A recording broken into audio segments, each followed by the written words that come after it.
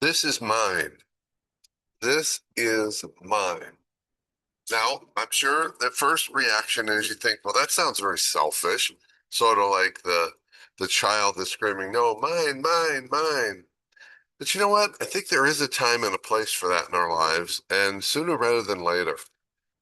Some of you know me pretty well, and you're accustomed or aware of my schedule. In the last couple of months, and particularly the last few weeks, even crazy travel schedule, client schedule, mankind project schedule. It has been a full life. Phone calls in the evenings, long days.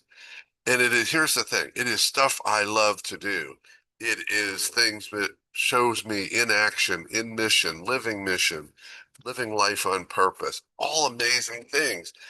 But last week I was looking at my calendar and I was trying to schedule something for me, and I realized there was no space for me. And and it actually made me sad. Not that I had given away my time, the things that is mine, for things I don't care about. I do care about them, but I had given so much, there was just very limited left for me. And I started thinking about how I needed to and wanted to reframe my availability. Because typically, when someone asks if I'm available and I want to do it or it's important, I will look at my calendar. If it's open, I will say yes. I'm going to change that. Some of you may feel the impact of that, but I realized how important it is to claim space, to claim time that's mine. And while I might choose to use it for something as I get closer to that date, that I look at ways to protect my time, to honor me with my time.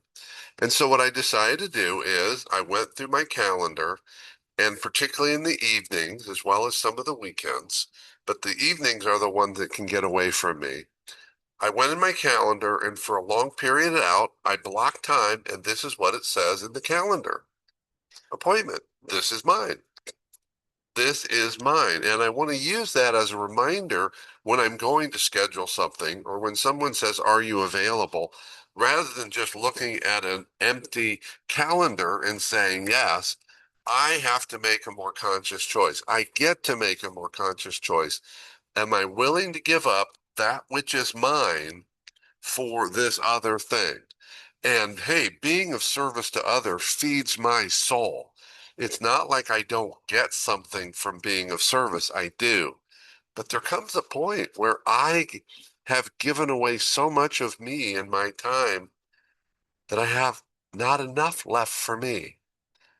We all struggle with this at some point and in some way. And I think for me, the unique challenge I'm feeling is virtually nothing that I'm agreeing to or committing to is things I don't want to do or things that aren't important or that are not in alignment with my mission. In fact, they are things I love to do that feeds me.